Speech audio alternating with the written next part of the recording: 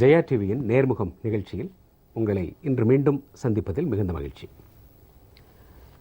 தமிழர்களின் உரிமைகளை காப்பதிலும் இந்திய நாட்டின் அனைத்து மொழிகளின் உரிமைகளை காப்பதிலும் இந்திய மாநிலங்கள் அனைத்தின் உரிமைகளை காப்பதிலும் இன்னும் ஒரு வெற்றியை தமிழ்நாடு முதலமைச்சர் செல்வி ஜெயலலிதா அவர்கள் பெற்றிருக்கிறார். அவருடைய எல்லா முயற்சிகளும் தொடர்ந்து வெற்றியடைந்து வந்திருக்கின்றன. அந்த வெற்றி பயணத்தில் மிகவும் குறிப்பிடத்தக்கதாக இந்தி எதிர்ப்பு என்பதில், இந்தி திணிப்பை எதிர்ப்பது என்பதில் தமிழர்கள் எவ்வளவு உறுதியாக இருக்கிறார்கள் என்பதை இந்தியாவே புரிந்து கொள்ளும் வகையில் அண்மையில் முதலமைச்சர் செல்வி ஜெயலலிதா அவர்கள் தமிழக பல்கலைக்கழகங்களிலோ மற்ற கல்விக்கூடங்களிலோ ஹிந்தியை ஒரு மொழி பாடமாக, கட்டாய பாடமாக திணிப்பதை ஒருபோதும் ஏற்க இயலாது என்பதை தெளிவாக எடுத்து கூறி, அதன் விளைவாக தன்னுடைய இந்தி திணிப்பு சுற்றறிக்கையை பல்கலைக்கழக மானியக் குழு திரும்ப பெற்றிருக்கிறது. இந்த மகத்தான வெற்றி எவ்வளவு வரலாற்று முக்கியத்துவம் வாய்ந்தது என்பதை நீண்ட அரசியல் பின்னணி அனுபவம் கொண்ட திரு பண்ருட்டி ராமச்சந்திரன் அவர்கள் இன்றைக்கு நமக்கு விளக்க இருக்கிறார். திரு பண்ருட்டி ராமச்சந்திரன் அவர்களை இன்றைய நேர்முகம் நிகழ்ச்சியில் உங்களுக்கு அறிமுகம் செய்வதில் மகிழ்ச்சி அடைகிறேன். வணக்கங்க. வணக்கம். இந்த முயற்சி என்பது ஏதோ தெரியாதனமாக நடந்து பிறகு அவர்கள் பின்வாங்கிவிட்டார்களா, அல்லது பல்கலைக்கழகங்களில் மாணவர்கள் இந்தி படிப்பது அவசியம் என்று நிஜமாகவே திட்டமிட்டு எண்ணி எதிர்பார்த்து எழுத்தில் அதை அனுப்பி அதன் வழியாக இந்த முயற்சி நடந்ததா? அதாவது தமிழக முதல்வர் மாண்புமிகு புரட்சித் தலைவி அம்மா அவர்கள் சரியான நேரத்தில் ஒரு சரியான குறைபாட்டை சுட்டி காட்டி நிவர்த்தி ஏற்படுத்தி இருக்கிறார் என்பதிலிருந்தே அவர்கள் எவ்வளவு விழிப்புணர்ச்சியோடு தமிழர்களின் உரிமைகளை காப்பதில் இருக்கிறார் என்பதை தெளிவுபடுத்தலாம். அதாவது அஃபிஷியல் லாங்குவேஜ், ஆட்சி மொழி சட்டத்தில் உள்ள குறைபாடுகளினுடைய விளைவுதான் இவைகள். அரசியல் சட்டம் வகுக்கப்பட்ட பொழுதே இந்தியாவுக்கு ஒரு ஆட்சி மொழி வேண்டும் என்று முடிவெடுக்கின்ற பொழுது ஏற்பட்ட ஒரு குறைபாடு. இந்தியாவிலே பல மொழிகளை பேசுகிற மக்கள் இருக்கிறார்கள். அவர்களுக்கெல்லாம் ஒரு சம நிலையிலே அல்லது சம வாய்ப்பை தரும் வகையிலே அந்த சட்டம் அமைந்திருக்குமே, ஆனால் இந்த பிரச்சனை வந்திருக்காது. எல்லோரும் என்ன நினைக்கிறார்கள் என்றால், ஏதோ இந்தியை நாம் கண்மூடித்தனமாக எதிர்க்கிறோம், இந்தி திணிப்பை எதிர்க்கிறோம். இதிலே அது அல்ல. ஒரு அரசியல் சட்டம் என்பது அனைத்து மக்களுக்கும் சமமாகவும் சம வாய்ப்பை தருவதாகவும் சமநிலையில் அமைய வேண்டும். அப்பொழுதுதான் அந்த அரசியல் சட்டம் நிலைக்கவும் நீடிக்கவும் வழி ஏற்படும். உருவாக்குகின்ற பொழுதே அதில் ஒரு குறைபாடு ஏற்பட்டிருக்கிறது. இந்தியா முழுவதற்கும் இந்தி ஆட்சி மொழி. இந்தி பேசாத மக்களுக்கு என்ன செய்வது என்ற பிரச்சனை எழுகிற பொழுது, இந்தி பேசாத மக்கள் ஆங்கிலத்தை வைத்து கொள்ளட்டும் என்று அதை ஒரு சமாதானமாக போட்டிருக்கிறார்கள். அதில் இன்னொன்று, ஆட்சி மொழியை, இந்தியை ஆட்சி மொழியாக ஆக்குவதற்கு உரிய பணியை மேற்கொள்வதற்கு என்று அதற்கு ஒரு கமிஷன், அஃபிஷியல் லாங்குவேஜ் கமிஷன் என்று ஒன்று போட்டிருக்கிறார்கள். அந்த கமிஷனுடைய வேலை என்ன என்றால், எந்தெந்த துறையில் இந்தியை வளர்க்க வேண்டுமோ அந்தந்த துறையிலே எல்லாம் வளர்க்க வேண்டும் என்பது அந்த கமிஷனுடைய வேலை.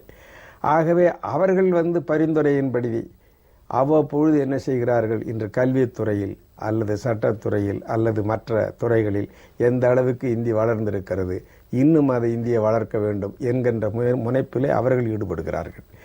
இதனுடைய விளைவு பல்கலைக்கழகங்களிலேயும் நீங்கள் இந்தியை படிக்க வேண்டும், இந்தியை ப்ரமோட் பண்ணுவதற்காக, இந்தியை வளர்ப்பதற்காக என்று போடப்பட்ட அந்த அஃபிஷியல் லாங்குவேஜ் கமிட்டி இருக்கிறது, அதனுடைய பரிந்துரை, அதை பல்கலைக்கழக மானியக் குழு எடுத்து அவர்கள் செய்கிறார்கள். ஆகவே புற்று இருக்கின்ற வரை அவ்வப்பொழுது அதிலிருந்து பாம்பு வந்து கொண்டுதான் இருக்கும். அதே போல அரசியல் சட்டத்தின் ஆட்சி மொழி பிரிவிலே இந்த குறைபாடு இருக்கின்ற வரை உங்களுக்கு அவ்வப்பொழுது பல்வேறு துறைகளிலே இந்தி திணிப்பு நடந்து கொண்டுதான் இருக்கும். நாம் இந்தியை கூடாது என்று சொல்லவில்லை. ஆனால் அதே நேரத்தில் சம வாய்ப்பு, சமநிலை எல்லா மக்களுக்கும் இருக்கக்கூடிய வகையிலே அந்த ஆட்சி மொழி அரசியல் சட்ட திருத்தம் இல்லை. ஆகவே அனைத்து மொழிகளையும் அதிலே நீங்கள் அதில் ஆட்சி மொழி என்ற பட்டியல் இட்டு விடுவீர்களே ஆனால் அனைத்து மக்களுக்கும் சம வாய்ப்பு கிடைக்கும். இந்தியாவினுடைய ஒற்றுமையும் பலப்படும், இந்த பிரச்சனைகளும் வராது. அது வரையில் ஆங்கிலத்தை நாம் வைத்துக் கொள்ளுகிற பொழுது எல்லாரும் தங்கள் தாய்மொழியை படித்துக் கொள்ள வேண்டும். அதே நேரத்தில் ஆங்கிலத்தை படித்தால்தான் வாய்ப்பு என்கிற பொழுது எல்லாருக்கும் அது சம வாய்ப்பு. ஆங்கிலம் என்கின்ற ஒரு பொதுமொழி இருக்கிற பொழுது அனைத்து மொழியினருக்கும் சம வாய்ப்பு கிடைக்கிறது. ஆனால் இந்தி மட்டும்தான் என்கின்ற பொழுது அது கிடைக்காது. அதனால தான் மூதறிஞர் ராஜாஜி அவர்கள் அந்த காலத்திலேயே சொன்னார்கள், English unites us, Hindi divides us என்று சொன்னார். ஆங்கிலம் நம்மை ஒற்றுமைப்படுத்துகிறது, இந்தி நம்மை பிளக்கிறது என்று. ஆகவே இந்த மொழிக் கொள்கையில வெறும் மொழியை மட்டும் பார்க்கக்கூடாது. அரசியல் சட்டத்திலே இருக்கக்கூடிய அந்த பிரிவு அது சமதளத்திலே இல்லை. அந்த அரசியல் சட்டப்பிரிவு மாற்றப்பட்டால் ஒழிய இந்த பிரச்சனைகளுக்கு நிரந்தர தீர்வு கிடைக்காது. மாண்புமிகு முதல்வர் புரட்சித் தலைவி அம்மா அவர்கள் அதனால தான் அவ்வப்பொழுது வருகின்ற இந்த இந்தி திணிப்பினை எதிர்த்து நாம் வெற்றி பெறுவது என்பது வேறு. இது நாம் போர் முனைகளில் சில வெற்றி பெறுகிறோமே தவிர முழு போரிலேயே வெற்றி பெற வேண்டுமானால் அனைத்து மொழிகளும் தேசிய மொழிகளும் ஆட்சி மொழிகளாக வறுமையானால் இந்த பிரச்சனை நிரந்தரமாக தீரும், இந்திய ஒற்றுமையும் பலப்படுத்தப்படும். இது 2011ஆம் ஆண்டே ஜூலை மாதமே இதற்கான முடிவுகள் எடுக்கப்பட்டு அப்பொழுது நடைபெற்ற கூட்டத்தில் இதுபோல பல்கலைக்கழகங்களில் இந்தியை ஒரு கட்டாய பாடமாக படிப்பதற்கு ஏற்பாடு செய்ய வேண்டும் என்று சுற்றறிக்கை அனுப்பப்பட்டிருந்திருக்கிறது. இது அப்பொழுது இருந்த நிலையில் மத்தியில் ஆட்சியில் கூட்டில் உறவில் தொடர்பில் இருந்த அன்றைய திமுகவுக்கு இது தெரிந்துதான் இருந்திருக்கும். இதை திமுக அன்று எதிர்க்கவில்லை. இன்று இந்த சுற்றறிக்கை வந்த பிறகு இதற்கு ஒரு கண்டன அறிக்கை என்பதை மட்டும் வெளியிட்டிருக்கிறது. திமுகவினுடைய இந்தி எதிர்ப்பு என்பது முடிந்து விட்டதா, மழுங்கி விட்டதா? இன்றைக்கு அதற்கு ஒரு முனைப்பு இல்லையா? திமுகவை பொறுத்தவரையில் இப்போ எந்த கொள்கையிலையும் அவங்க உறுதியாக இல்லை. அவங்க எதிர்க்கக்கூடிய தகுதியை இழந்து விட்டார்கள். இப்போ அவங்க ஜெயிலிருந்து தப்பிச்சுக்கிறதுக்கு என்ன வழின்னு பார்க்குற நிலைமைக்கு வந்துட்டாங்களே ஒழிய அவங்க திமுகவினுடைய அடிப்படை கொள்கைகளை பற்றி எடுக்கவோ அதற்காக போராடவோ அதற்காக பேசவோ அந்த உரிமை அவர்களுக்கு இழந்து விட்டார்கள் என்று தான் கருதுகிறேன். அவங்க டெல்லி அரசில் இடம்பெற்றார்கள். இப்போ சொல்கிறாங்க அறிஞர் அண்ணாவுக்கு பாரத ரத்ன விருது வழங்க வேண்டும், பெரியாருக்கு சிலையில். அப்போ எங்கே போச்சு இந்த புத்தி? அதாவது இப்பொழுது போராடக்கூடிய அந்த போராட்டத்தின் மூலம் வெற்றி பெறக்கூடிய தகுதி அனைத்து இந்திய அண்ணா திராவிட முன்னேற்ற கழகத்திற்கு மட்டுமே உண்டு என்கின்ற நிலைமை ஏற்பட்டுவிட்டது. தமிழ்நாட்டு மக்களும் இன்றைக்கு தாங்கள் ஏற்றுக்கொண்டிருக்கக்கூடிய ஒரே அரசியல் இயக்கமாக அனைத்து இந்திய அண்ணா திராவிட முன்னேற்ற கழகம் என்றுதான் அங்கீகாரம் செய்திருக்கிறார்கள். மற்ற கட்சிகளுக்கு எலெக்ஷன் கமிஷனில் வேணா அங்கீகாரம் இருக்கலாம். அனைத்து இந்திய அண்ணா திராவிட முன்னேற்ற கழகத்திற்கு தமிழ்நாட்டு மக்கள் அனைவரும் அங்கீகாரம் கொடுத்திருக்கிறார்கள். அதன் சார்பிலே நம்முடைய முதல்வர் அவர்கள் தமிழ்நாட்டு மக்களுக்கோ தமிழுக்கோ ஏற்படுகின்ற பிரச்சனைகளை எடுத்து சொல்லவும் அவற்றிற்கு தீர்வு காணவும் முனைகிறார்கள். திமுக ஆட்சியில் இருந்தபோது இத்தனை ஆண்டு காலம் டெல்லியிலே ஆட்சியிலே பங்கு பெற்றார்களே, அப்பொழுதெல்லாம் என்ன செய்தார்கள்? இன்னும் சொல்ல போனால் தமிழின படுகொலை நடந்ததையும் வேடிக்கை பார்த்தவர்கள். அப்படி இருக்கின்ற பொழுது அவர்கள் இந்திய எதிர்ப்பாவது இன்றைக்கு அவர்கள் தாங்கள் ஊழல் செய்து அதன் மூலம் பல லட்சக்கணக்கான கோடி ரூபாய்களை சம்பாதித்ததில் ஏற்பட்டிருக்கின்ற வழக்குகளிலே இருந்து தங்களை காப்பாற்றிக் கொள்வது, குறிப்பாக தங்கள் குடும்பத்தை எப்படி காப்பாற்றிக் கொள்வது என்பதுதான் அவர்களுக்கு இன்றைக்கு முழு முதல் பிரச்சனை. அதை தமிழ்நாட்டு மக்களும் நன்றாக உணர்ந்த காரணத்தினாலே தான் அவர்களை ஒதுக்கி வைத்து விட்டார். காலம் மாறிக்கொண்டிருக்கிறது, தலைமுறைகள் புதிதாக வருகின்றன. இந்த சூழ்நிலையில் ஹிந்தியை ஏன் எதிர்க்க வேண்டும் என்ற கேள்வியை எழுப்புவோரும் உண்டு. அதற்கு உங்களுடைய பதில் என்ன? அதாவது இப்போ உலகமே ஒன்றாயிட்டு இருக்கு. ஒரு காலத்தில் நாடுகளே தனித்தனியாக இயங்கக்கூடிய நிலைமை இருந்தது. இப்போ இந்த 21ஆம் நூற்றாண்டில் எந்த நாடுமே தனித்து இயங்கலை, உலகம் பூரா ஒன்றாயிட்டுது. இன்னைக்கு சிரியாவிலேயோ அல்லது ஈராக்கிலேயோ பிரச்சனை என்றால் அமெரிக்கா வந்து தலையிட வேண்டி வருகிறது. அதே மாதிரி இப்போ உக்ரைனில் பிரச்சனை என்றால் ரஷ்யா போய் இப்படி இந்த தொழில்நுட்பம் வளர்ச்சி காரணமாக உலகம் ஒன்றாகிவிட்டது. ஆகவே இன்றைக்கு நாட்டு பிரச்சனைகளை தீர்க்கும் பொழுது கூட உலக பொது நோக்கு தேவை. இன்னைக்கு உலகம் முழுவதும் ஆங்கிலம் என்றாகிவிட்டது. அது வெள்ளைக்காரர்கள் மொழி அல்ல, அவருடைய தாய்மொழியாக இருக்கலாம். ஆனால் இன்றைக்கு சீனர்கள், ரஷ்யர்கள், ஜெர்மானியர்கள், பிரெஞ்சுக்காரர்கள் இன்று எல்லோருமே அதை ஆங்கிலத்தை ஒரு பொதுமொழியாக ஏற்று உலக அரங்கிலே அதற்கு ஒன்று தனித்துவம் வந்துவிட்டது. அந்த நோக்கோடு தான் இந்த பிரச்சனையை அணுக வேண்டும். இன்னைக்கு 21ஆம் நூற்றாண்டிலேயும் நாங்கள் இந்தி தான் படிப்போம், இந்தி போதும்னு சொல்வது பொருத்தமில்லை. இன்னும் சொல்லப்போனால் வடநாட்டிலேயே இருக்கக்கூடிய வசதி படைத்த குடும்பங்களை சேர்ந்தவர்கள் தங்களுடைய பிள்ளைகளை ஆங்கிலத்திலே பயிற்றுவிக்கின்றார்கள் என்ற செய்தியை நாம் அறிகிறோம். ஆகவே ஆங்கிலம் என்பது உலக பொதுமொழி. உலக நோக்கத்தோடு இதை பார்க்கின்ற பொழுது ஆங்கிலம் தாய்மொழி இரண்டும் போதும் என்பதுதான் சிறந்த மொழிக் கொள்கையாக இருக்கும். இந்தியை மறுபடியும் இந்தி இந்தி என்று பேசுவதில் அர்த்தமில்லை. திராவிட இயக்க கொள்கையினுடைய இதயமாக, திராவிட இயக்கத்தினுடைய உயிர் மூச்சாக, துடிப்பாக இருப்பது மாநில சுயாட்சி, இந்தி எதிர்ப்பு கொள்கை. ஒன்றுபட்ட இந்தியாவில் சம வாய்ப்பு பெற்றவர்களாக நாம் வாழ வேண்டும் என்பதற்காக ஏற்றுக்கொள்ளப்பட்ட கொள்கை. இந்த கொள்கையில் முதலமைச்சர் செல்வி ஜெயலலிதா அவர்கள் மட்டுமே தொடர்ந்து ஒரு கன்சிஸ்டன்சி, ஒரு உறுதியான நிலைப்பாடு, கொள்கை நீட்சி, இதில் அவர் மட்டுமே உறுதியாக இருப்பது பலருக்கும் மகிழ்ச்சி அளிக்கிறது, சிலருக்கு எரிச்சலாக இருக்கிறது. இந்த மகிழ்ச்சி அளிப்பவர்களுடைய பார்வையில் முதலமைச்சர் செல்வி ஜெயலலிதா அவர்களுடைய இந்த மாநில உரிமைகளை காப்பது, மாநில அரசின் சுயாட்சியை பேணுவது, இவற்றுக்காக அவர் எடுத்துக்கொண்ட முயற்சிகளை விவரிங்க. நம்முடைய முதலமைச்சருக்கு கொள்கையில் ஒரு தெளிவு இருக்கிறது. அதனால் அந்த பிரச்சனைகளை அறிந்து கொள்ளவும் அவற்றை தீர்க்கவும் உடனடியாக அவர்கள் நடவடிக்கை எடுப்பதில் ஈடுபடுகிறார்கள். இப்போ அண்மை காலமே பார்த்தீங்கன்னாலே இப்போ முல்லை பெரியாறு நீர்த்தேக்கம், தமிழ்நாட்டு மக்களுடைய உரிமை பாதிக்கப்படுகிறது. அதற்காக முயற்சி எடுத்தார்கள். இன்றைய மத்திய அரசு வந்தவுடனே அந்த பிரதமர் மோடி அவர்களை சந்தித்து அதற்கான திட்டத்தை கொடுத்து உடனடியாக இன்றைய தினம் அந்த அணை நீர்மட்டத்தை உயர்த்த வேண்டிய வாய்ப்பை நாம் பெற்றிருக்கின்றோம். அதே போல் இப்போ அண்மையிலே இந்த பயிர் பாதுகாப்பு திட்டம், பழைய திட்டமே அவ்வளவு சிறப்பாக இல்லை என்றாலும் புதிய திட்டம் அதை விட மோசம். Remedies or than the disease என்று சொல்வார்கள், மருந்து நோயை விட மோசம்னு. அதே போல் அது சம்பந்தமாக உடனே அதற்காக நடவடிக்கை எடுத்து இன்றைக்கு மத்திய அரசிடம் சொல்லி மத்திய அரசு ஓராண்டிற்கு பழைய பயிர் பாதுகாப்பு திட்டமே இருக்கட்டும் என்று அவர்கள் முடிவெடுத்திருக்கிறார்கள். இப்படி எந்த பிரச்சனை எடுத்துக்கொண்டாலும் உடனுக்குடன் அவற்றை அறிந்து கொண்டு செய்கிறார்கள். அதே மேலே மீனவர்களுடைய பிரச்சனை, ராமேஸ்வரம் மீனவர்களுடைய பிரச்சனை, கச்சத்தீவு பிரச்சனை, இலங்கை தமிழர்களுடைய உரிமை பிரச்சனை, இப்படி பல்வேறு பிரச்சனைகள் வருகிற பொழுது அவற்றை கூர்ந்து கவனித்து அதை உடனடியாக இந்திய அரசின் கவனத்திற்கு கொண்டு வந்து தீர்ப்பதிலே அக்கறை எடுத்துக் கொள்கிறார்கள். அதே சிந்தனையோடு இருக்கிறார்கள் என்பதனாலே தான் பலவற்றை அவர்களால் சாதிக்க முடிகிறது.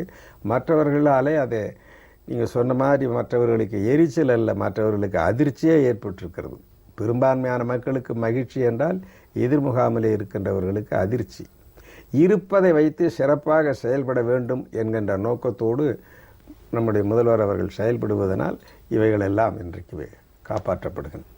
இந்தி மொழியை எதிர்க்கிறார்கள் தமிழர்கள் என்ற கருத்தை வட இந்தியர்கள் தொடர்ந்து பரப்பிக் கொண்டிருக்கிறார்கள். இந்தி பேசாதவர்கள் மீது இந்தி மொழியை திணிக்க வேண்டும், அல்லது அவர்கள் அதை படிப்பதற்கு பேசுவதற்கு அவர்களை நிர்பந்திக்க வேண்டும், கட்டாயப்படுத்த வேண்டும் என்ற மனநிலை அவர்களுக்கு இருக்கிறது. தொடர்ந்து இந்தி மொழியை வளர்ச்சி உற செய்வதற்கு, எல்லோரும் பயன்படுத்துமாறு அதை கொண்டு போய் சேர்ப்பதற்கான பெரும் செலவை மத்திய அரசு செய்து கொண்டிருக்கிறது. இதில் ஒரு நிரந்தரமான தீர்வு இதற்கு வேண்டும், இப்படி ஒரு சுற்றறிக்கை அனுப்புகிறது. பிறகு இந்தி மொழியை மத்திய அரசு அலுவலகங்களில் அதை எழுதி வைக்கிறார்கள், தினமும் ஒரு சொல் எழுதி வைக்கிறார்கள், அவர்கள் படிக்க வேண்டும் என்கிறார்கள், அதை படிப்பவர்களுக்கு ஊக்கத்தொகை கொடுக்கிறார்கள். இதில் எப்படி மத்திய அரசுக்கு ஒரு தெளிவான சிந்தனையை தருவது? அதாவது ஒரு குறுகிய நோக்கம்தான் இதுக்கு காரணம். இப்போ அவரவர்கள் தாய்மொழியை கற்றுக்கொண்டு ஆங்கிலத்தை கற்றுக்கொள்கிறோம் என்று வைத்துக் கொள்ளுங்கள். ஆங்கிலம் இந்தியாவுக்கும் பயன்படும், உலகத்திற்கும் பயன்படும். அதை அறிஞர் அண்ணா அவர்கள் ரொம்ப அழகாக சொன்னார்கள். அதாவது சர் ஐசக் நியூட்டன் ஓமை ஒன்று சொல்லி, பூனை போகிறதுக்கு ஒரு வழி, பூனை குட்டி போகிறதுக்கு ஒரு வழி வேண்டியதில்லை, பூனை போகிற வழியிலே பூனை குட்டியும் போகலாம் அப்படின்னு. ஆக உலகத்தோடு தொடர்பு கொள்ளவும் ஆங்கிலம் பயன்படும், இந்தியா முழுவதற்கும் தொடர்பு மொழியாகவும் ஆங்கிலம் பயன்படும். அதை அவரவர்கள் தாய்மொழியை கற்றுக்கொள்ளட்டும், பொது மொழியாக ஆங்கிலத்தை கற்றுக்கொண்டால் இந்த பிரச்சனையே தீராது. இன்னும் கூட சொல்கிறேன், ஐரோப்பிய யூனியன், ஐரோப்பிய ஒன்றியத்தில் இப்போ அதாவது ஆங்கிலத்தை வெறுக்கக்கூடியவர்கள் பிரெஞ்சுக்காரர்கள், ஜெர்மானியர்கள். ஆனால் அங்கேயே ஐரோப்பிய யூனியனுடைய விவகாரங்களை எல்லாம் நடத்துவதற்கு எல்லாருமே ஆங்கிலத்தை அந்த கற்றுக்கொள்ளக்கூடிய ஒரு சூழ்நிலை வருகிறது. அது வேடிக்கையாக சொல்லுகிறார்கள். அடுத்த ஆண்டு இங்கிலாந்து ஐரோப்பிய யூனியனில் இருக்குமா இருக்கிறது இல்லையான்னு அவர் வாக்கெடுப்பு நடத்துறதுக்காக அந்த பிரதமர் டேவிட் கேமரான் சொல்லியிருக்கிறார். இங்கிலாந்து வெளியேறிவிட்டாலும் கூட ஐரோப்பிய யூனியன்ல இங்கிலீஷ் இருக்கும் என்று வேடிக்கையாக சொல்கிறார். ஆக நாங்க இன்னும் வெள்ளையரை எதிர்த்து போராட்டம் நடத்தின அந்த காலத்தையே நினைச்சுக்கிட்டு நீ ஹிந்தி படிக்கணும், ஹிந்தி தேசிய மொழி அப்படின்னு சொல்லிக்கிட்டு இருக்கிறதுல அர்த்தம் இல்லை. காலம் மாறிக்கொண்டிருக்கிறது. நவீன மொழியாக இருக்கக்கூடிய ஆங்கிலத்தை எல்லோரும் ஓரளவுக்கு தெரிந்து கொண்டார்களே, ஆனால் தங்கள் தாய்மொழி ஆங்கிலம் இந்தியாவுக்கும் பயன்படும், உலகத்துக்கும் பயன்படும். அந்த வகையில் தமிழகத்தினுடைய பள்ளிக்கூடங்களில் குறிப்பாக ஏழை எளிய மக்கள், கிராமப்புற மக்கள் இதுவரை பெற்றிராத ஒரு ஆங்கில கல்வி பெறுகின்ற ஒரு வாய்ப்பை முதலமைச்சர் அவர்கள் ஏற்படுத்தி தந்திருக்கிறார்கள். சிறந்த கல்வி அறிவை பெறுவதற்கும் ஆங்கிலத்தை முறையாக கற்பதற்கும் பெருமுயற்சிகள் மேற்கொள்ளப்பட்டிருக்கின்றன. பள்ளிக்கூடங்களில் ஆங்கிலம் சிறப்பாக சொல்லித்தரப்படுவதற்கு இங்கிலாந்தோடு தனி ஒப்பந்தம், இங்கிருந்து சிலரை அனுப்பி அங்கே பயிற்சி பெற ஏற்பாடு, பயிற்சி பெற்றவர்கள் இங்கு பாடம் சொல்லித்தர கொடுப்பதற்கு ஏற்ற வசதிகள், லாங்குவேஜ் லெபார்டரிஸ் என்றெல்லாம் பல்வேறு வசதிகளை இந்த அரசு செய்து கொண்டிருக்கிறது. இந்த முயற்சிகளில் இந்தி என்பது நமக்கு ஏற்புடையது அல்ல என்பதை எல்லோரும் தெரிந்து கொள்ள வேண்டுமென்றால் அதற்கு இந்தியாவில் இந்தி இருந்தால்தான் வாழ முடியும் என்ற நிலை இல்லை என்பதை எல்லோரும் உணர வேண்டும். என்ன சொல்கிறார்கள் என்றால், இந்தி படிப்பதில் என்ன தவறு என்ற ஒரு சிந்தனையை சிலர் தூவ முயற்சிக்கிறார்கள். என்ன தவறு? அதாவதுங்க, வசதி படைத்தவர்கள் மட்டும்தான் இப்போ தமிழ்நாட்டில் ஆங்கிலத்தை படிக்கிறாங்க. இப்போ நம்முடைய முதல்வர்களுடைய நடவடிக்கையினால் வறியவர்களுக்கும் இப்போ அந்த வாய்ப்பு கிடைத்திருக்கிறது. இப்போ நான் சொல்ல வர்றது, இந்தி படித்தாதான் வாழ்வுன்னு சொல்கிறாங்கல்ல. இன்றைக்கி இந்தியாவிலேயே வறுமையில் மிகவும் அடிமட்டத்தில் கிடக்கின்ற மாகாணங்கள் எதுன்னு கேட்டால் இந்தி பேசுகிற மாகாணங்கள் தான், பீமாரு ஸ்டேட்ஸ்ன்னு. இப்போ இந்தியாவினுடைய வறுமை கோட்டுக்கு கீழே இருக்கின்ற மக்களினுடைய தொகையை எடுத்துக்கொண்டால் அல்லது வேலை வாய்ப்பு இன்மையை எடுத்துக்கொண்டாலும் மிகவும் பின்தங்கிய நிலையிலே இருக்கக்கூடியவர்களே இந்தியை தாய்மொழியாக கொண்டவர்கள் தான். இப்போ இந்திய ஒரு அவசியம் கருதி தெரிஞ்சுக்கிறது வேற. இப்போ இங்கே இருக்கிற ஒருவர் வடநாட்டில் போய் வியாபாரம் செய்கிறார், அவருக்கு இந்தி தெரிஞ்சுக்கிட்டோன்னா அவர் கற்றுக்கிட்டோம். அதுக்காக தமிழ்நாட்டில் இருக்கிற மக்கள் பூரா கற்றுக்கிடணுங்கிற அவசியம் இல்லை. நான் சொல்வது, உலகத்தோடு தொடர்பு கொள்வதற்கு 2 மொழி போதும், எந்த இனத்தாராக இருந்தாலும். இப்போ இன்னொரு உங்களுக்கு உதாரணம் சொல்கிறேன். அமெரிக்காவில் கலிஃபோர்னியாவில் ஹிஸ்பானிக்ஸ் இருக்கிறார்கள். தென் அமெரிக்காவிலிருந்து அங்கே குடியேறி இருக்கிறார்கள். அங்கே ஒரு சட்டம் கொண்டாந்தாங்க, தாய்மொழியில் தான் கல்வி இருக்கணும், ஆகையினாலே நீங்கள் ஸ்பானிஷ் மொழியில் தான் கல்வி இருக்கணும். அந்த பெற்றோர்கள் என்ன சொன்னாங்க தெரியுமா? ஸ்பானிஷ் மொழியில் எங்கே படித்து எங்கள் என்ன பிரயோஜனம், இங்கிலீஷ் படித்தா தானே அமெரிக்காவில் எங்களுக்கு வேலை வாய்ப்பு மேலே வர முடியும், ஆகவே எங்களுக்கு ஆங்கிலம் தான் வேணும்னு சொல்லி அவர்கள் போராட்டம் நடத்தி அண்மையிலே தேர்தலில் நின்றவர்களிடத்திலே அவங்க வாக்குறுதி பெற்று வெற்றி பெற்றார்கள். அதே போல் நியூயார்க்கில் ரஷ்யர்கள் இருக்கிறார்கள். ரஷ்ய மொழி அவர்களுக்கு தாய்மொழி இருந்தாலும் அங்கே தங்கள் பிள்ளைகளை இங்கிலீஷில் படிக்க வைக்கிறாங்க. எதுக்கு சொல்ல வரேன்னா, இந்த மொழி பிரச்சனையை பொறுத்தவரையில் எந்த சூழ்நிலைன்னு பார்க்கணும். ஆகையினால இதை அரசாங்கம் எடுத்துக்கிட்டு நாங்கள் அதை நீ இதை படி அதை படின்னு சொல்கிறத விட இந்த பிரச்சனையை மக்களிடத்தில் விடுங்கள். இன்னும் சொல்லப்போனால் பெற்ற பிள்ளைகளின் எதிர்காலத்தில் பெற்றோர்களுக்கு இருக்கிற அக்கறையை விட மற்றவர்களுக்கு எப்படி அக்கறை அதிகம் இருக்க முடியும்? காலையில் எழுந்தால் அன்னைக்கு அந்த தாய்மார்கள் தங்கள் பிள்ளைகளை எல்லாம் தயார் பண்ணி நேராக பள்ளிக்கூடத்துக்கு அவங்க தானே அனுப்புகிறாங்க. ஆக அந்த எதிர்காலத்தை பற்றி அவங்களுக்கு அக்கறை அதிகம் இருக்கும். ஆனால் பொதுவாக நம்ம என்ன செய்கிறோம்னா, இன்றைக்கி இருக்கக்கூடிய விஞ்ஞானம், தொழில்நுட்பம், இன்னும் நிதி இவற்றையெல்லாம் பார்க்கிற பொழுது தாய்மொழியும் ஆங்கிலமும் தெரிந்தால் அவர்கள் உலகத்திலே இன்றைக்கு எங்கேயும் இயங்க முடியும். அந்த வகையிலே பார்க்கின்ற பொழுது அதையே நீங்கள் இப்போ அஃபிஷியல் லாங்குவேஜ்னு ஹிந்தின்னு போட்டிருக்காங்க, இங்கிலீஷை சேர்த்துங்க. அல்லது தேசிய உணர்வு வேணும்னா எல்லா தேசிய மொழிகளையும் அதில் சேர்த்துங்க. அப்போ ஒரு சம வாய்ப்பு கிடைக்குது. உதாரணத்துக்கு சொல்கிறப்போ, இது சென்னையிலேருந்து கும்பகோணத்துக்கு ஒரு தபால் அனுப்பணும்னா சென்னையில் இருக்கிற தபால் ஆஃபீஸுக்கும் கும்பகோணத்தில் இருக்கிற தபால் ஆஃபீஸுக்கும் இந்தியில் இருக்கணும்னு என்ன அவசியம்? இப்போ தமிழ் அந்த ஆட்சி மொழிகளின் பட்டியலில் இருந்ததுன்னு வைங்க, தமிழ்நாட்டில் மத்திய சர்க்கார் அலுவலகங்களில் கூட தமிழை பயன்படுத்திக்குவாங்க. அதே மாதிரி ஆந்திராவில் தெலுங்கை பயன்படுத்திக் கொள்வார்கள், மகாராஷ்டிராவில் மராத்தியை பயன்படுத்திக் கொள்வார். அந்த வாய்ப்பு வந்துடும்.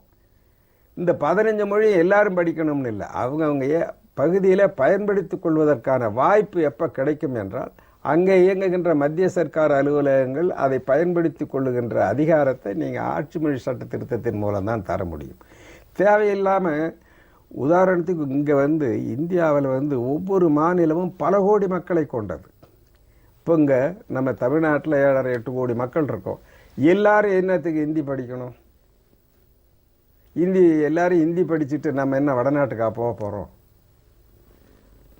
ஆக இதையெல்லாம் அரசாங்கம் எடுத்துக்கொண்டு சில பிரச்சனைகளை குழப்புவதை விட மக்களின் உணர்வுகளுக்கு ஏற்ப அரசாங்கம் தீர்வு காண்பது தான் சரியாக இருக்கும்.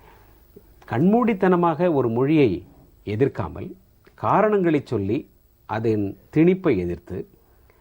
திணிப்பை எதிர்ப்பதோடு மட்டுமல்லாமல் உலக பொது மொழியாக மாறிவிட்ட ஒரு மொழியை நாம் செவ்வனே பயில வேண்டும் என்பதற்காக தமிழக பல்கலைக்கழகங்களிலும் கல்லூரிகளிலும் பள்ளிக்கூடங்களிலும் ஆங்கில மொழியை வளர்ப்பதற்கு, ஆங்கில மொழியை நம் பிள்ளைகள் முறையாக பயில்வதற்கு எல்லா ஏற்பாடுகளையும் தன்னுடைய ஆட்சியில் செல்வி ஜெயலலிதா அவர்கள் செய்து கொண்டிருக்கிறார். இந்த மொழி உணர்வு என்பது அனைத்து இந்திய அண்ணா திராவிட முன்னேற்றக் கழகம் எல்லா மற்ற கட்சிகளை விட இதில் உறுதியாக இருக்கிறது என்பதற்கு இன்னும் என்ன ஆதாரங்களை உங்களால் சொல்ல முடியும்? பல ஆதாரங்கள். நீங்கள் இப்போ புரட்சித் தலைவர் எம்ஜிஆர் காலத்திலிருந்து எடுத்துக்கிட்டிங்கன்னா, அப்பொழுது காங்கிரஸ் அரசு இருந்தது. அப்போ இருந்து எந்த இந்தி திணிப்பு முயற்சி எடுத்தாலும் உடனடியாக அனைத்து இந்திய அண்ணா திராவிட முன்னேற்ற கழகத்தின் சார்பில் நாம் எதிர்ப்பு குரல் கொடுத்திருக்கிறோம். அவர்கள் அதை திரும்ப பெற்றிருக்கின்றார்கள், நம்முடைய உணர்வுகளுக்கு மதிப்பளித்து. அதான் நான் சொன்னேன், அதில் விழிப்புணர்ச்சியோடு செயல்படக்கூடியது அனைத்து இந்திய அண்ணா திராவிட முன்னேற்ற கழகம்தான். அதை வடநாட்டுக்காரர்களும் புரிந்து கொண்டிருக்கிறார்கள், டெல்லி அரசும் புரிந்து கொண்டிருக்கிறது. டெல்லியிலே நமக்கு வேண்டிய அரசாக இருந்தாலும் சரி, வேண்டாத அரசாக இருந்தாலும் சரி, அந்த உரிமை குரலை தவறாமல் எழுப்பி வருவது அனைத்து இந்திய அண்ணா திராவிட முன்னேற்ற கழகம் தான். அதே போல மத்திய அரசோடு இணக்கமான சூழ்நிலையில் இருந்து இணக்கமான உறவை கொண்டு ஆட்சி நடத்துவது என்பது வேறு, இந்த மாநிலத்தினுடைய உரிமைகளை பேணி காப்பதற்காக நம்முடைய உரிமை குரலை ஓங்கி ஒலிப்பது என்பது வேறு. எனவே இந்த நம்முடைய உரிமைக்கு பங்கம் என்று வந்துவிட்டால் அதில் அஇஅதிமுக சேனையின் முதல் சிப்பாயாக நின்று போரிட்டுக் கொண்டிருக்கிறது. அந்த வகையில் இந்த முயற்சியின் வழியாக இந்தி மறைமுகமாகவோ நேரடியாகவோ மீண்டும் தமிழகத்திற்குள் நுழைவதை முதலமைச்சர் அவர்கள் தன்னுடைய ஓர் அறிக்கையின் மூலம் தடுத்து நிறுத்தியிருக்கிறார் என்ற ஒரு பெருமை வாய்ந்த செய்தியோடு இன்று உங்களை சந்தித்ததில் மகிழ்ச்சி. வணக்கம். நன்றி நண்பர்களே. மீண்டும் நேர்முகம் நிகழ்ச்சியில் சந்திப்போம். அதுவரை ஜெயா டிவியிலிருந்து நெஞ்சார்ந்த அன்பு நன்றி, வணக்கம்.